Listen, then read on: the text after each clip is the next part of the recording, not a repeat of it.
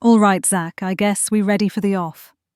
Hi everyone, I'm Ari MacDonald and my colleague is Zach Rahm, and together we're going to unpack one of the most problematic questions in retirement. What if your pension runs dry before your bucket list does?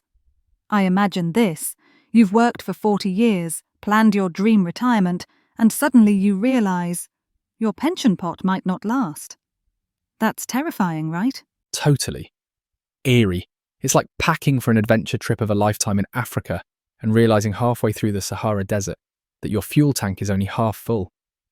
And there are no gas stations in sight because, hey, you're bang in the middle of the most inhospitable piece of real estate in the world. Ha! That quiet panic hits you hard. Exactly, Zach. And that fear is real for a lot of people. We're not just talking about numbers on a statement. This is about security, dignity, freedom. Whether you're 35 or 65, the two biggest questions are, will I have enough money to retire on? And will I outlive my pension pot? And the problem is most people don't even know what enough looks like. Most Brits don't know what enough looks like.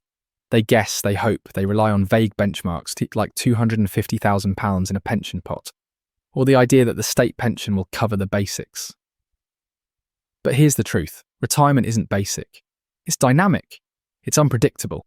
The situation is made worse by the shifting quicksand of government policy on state pension, which, let's face it, is the lion's share of income for a significant number of people after retirement.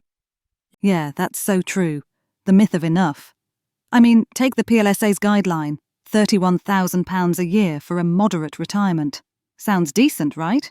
Until you realise that doesn't include private healthcare or helping your kids or grandchildren or taking that bucket list trip to Tuscany that you've dreamt of all your life. Not to mention inflation. What feels comfortable today could feel tight in 10 years. A £1,000 monthly drawdown might feel like £700 in 15 years' time. That's a huge shift in value and boom, you're faced with the inevitable savings gap. Airy, serious question, but is it really inevitable? And we haven't even touched on longevity. People underestimate how long they'll live. Retiring at 67 and living to 92, that's 25 years of income you need. It's wild. Retirement isn't a finish line. It's a whole new phase of life, and it could last decades. But the maths we use to prepare is often too basic. It's the classic planning fallacy, isn't it? Overestimating the present while underestimating the future. A moving target. That's the kicker. It's dynamic. Life throws curveballs at you and throws spanners in the works. Health issues, economic shifts, family needs. And yet we act like there's a static, magic number that solves it all. Which brings us to the savings gap. Let's talk hard numbers. The average UK pension pot at retirement? Around £107,000 when private pension is included. On the face of it, it may seem like a lot of money, but in truth, it is shockingly low. Spread over 25 years, it's barely over £350 a month. And that's before taxes or emergencies. Even with the state pension, most folks face a gap. Especially if they want to maintain their current lifestyle or, actually enjoy retirement. And high earners aren't off the hook either. Their lifestyles are costlier, and the state pension covers a smaller slice of their previous income. And don't get me started on the loaded and negative impact of the pension system on women.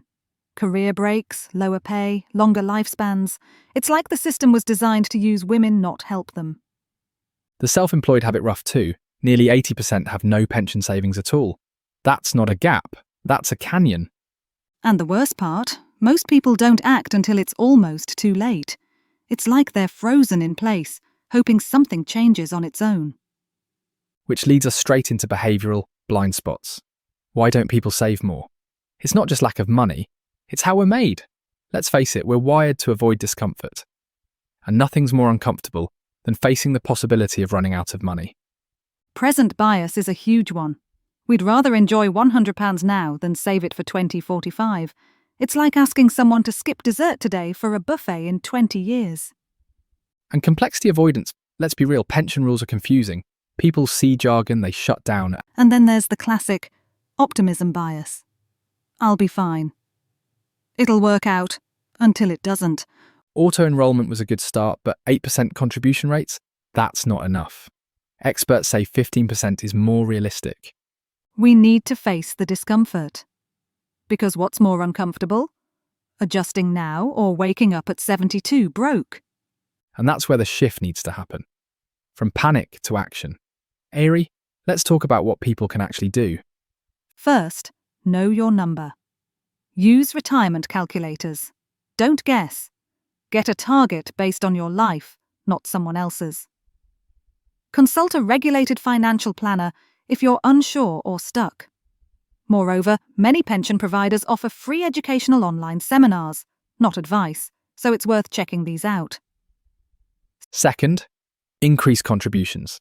Even just 1% more today can compound into thousands in later years. Third, diversify. Don't rely solely on a pension. ISAs, property, even part-time work or a side hustle can be part of your mix. And plan for drawdown. It's not just about saving, it's about withdrawing money in a smart, tax-efficient way that sustains you. And let's not forget, start early. The earlier you act, the more options you'll have. It's like planting a tree. The best time was 20 years ago. The second best time is now. Love that, Ari. It's about building the runway for that launch. Retirement isn't the end. It's takeoff, but only if you've got enough fuel and runway. So true. And the truth is, the answer to will I have enough isn't fixed. It's shaped by choices, by mindset, by action, and by external factors such as government policy, the markets, and geopolitical developments. Don't let fear paralyze you. Let it wake you up. Your bucket list deserves more than just hope. It deserves a plan. Let's face it, hope is hardly a strategy to hang your retirement on, is it? And that's the takeaway. Start now. Be intentional. Make it personal, because retirement is too important to leave to chance. All right, that's a wrap, but here's something to think about. If your future self at 65, 67, etc. could talk to you right now, what would they plead with you to do today? Powerful question, Zach. Thanks for tuning in. Until next time, plan smart, live free. Thanks to our executive producer, Yemi Agbaby, and last but not least to you, the listener. Bye for now, everyone.